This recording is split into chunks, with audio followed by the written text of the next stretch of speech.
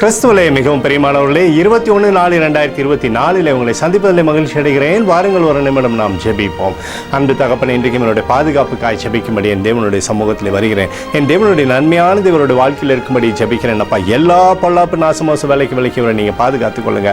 என் தேவனுடைய கரம் இவரோடு இருப்பதாக முடி நன்மையானது எப்போதும் இவருடைய வாழ்க்கையிலிருந்து செயல்படும்படியாக நீர் செய்தல்லும்படியாக ஜெபிக்கிறேன். அப்பா, இயேசு கிறிஸ்து சிந்தின பரிசுத்த ரத்தத்தை இவர் மீதும் ஒரு குடும்பத்தின் மீதும் ஒரு செய்கிற சகல காரியத்தின் மீதும் பூசுகிறேன். ஆகவே இந்த நாள் முழுவதும் நன்மைகள் இவருடைய வாழ்க்கையில் இருப்பதாக கிருபையினாலே மூடி மறைத்துக் கொள்ளும்படி ஜெபிக்கிறேன். அப்பா, எரேமியா 31:9 படி இடராதே செம்மையான வழியிலே நடக்க பண்ணுவேன் என்று சொல்லி நீர் சொல்லியிருக்கிறீரே, அப்படியே ஆண்டவரை இவரை செம்மையான வழியில் நடத்தி இவருடைய பேரை பெருமைப்படுத்துங்க, சகல நன்மையுமே கொடுங்க.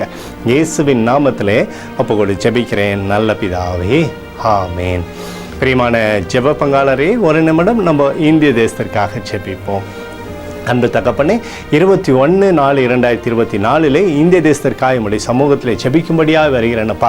தேசத்தை உம்முடைய கிருபை நாளை நீர் மூடி மறைத்துக் கொள்ளும்படி ஜெபிக்கிறேன். நல்லாட்சியை நீர் உறுதி செய்து தரும்படியாக ஜெபிக்கிறேன். வருகிற நாடாளுமன்ற தேர்தலில் ஆண்டவரே இருக்கக்கூடிய எல்லா பிரச்சனைகளிலும் நீர் மாற்றும்படியாக ஜெபிக்கிறேன். சிறந்த தலைவரை தேசத்திற்கு நீர் உருவாக்கி தரும்படி ஜெபிக்கிறேன். எங்களுக்காக அடித்து நொறுக்கப்பட்டிருக்கூடிய இயேசு கிறிஸ்துவும் அவர் சிந்தின வெளியேறப்பட்ட ரத்தத்தை வைத்து ஒப்புக் கொடுக்கிறோம். அத்தோடு இந்திய தேசத்தில் எழுப்புதலை தரும்படியாக ஜெபிக்கிறேன்.